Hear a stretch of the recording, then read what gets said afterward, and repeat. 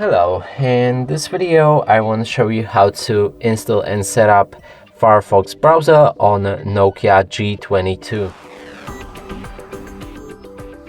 To do this, you will need to open a Google Play Store. Now on top, click and search for Firefox.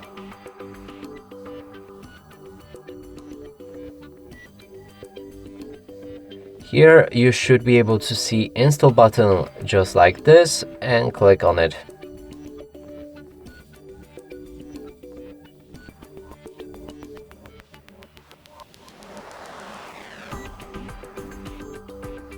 When it's ready, you can click on the open. This should launch Firefox.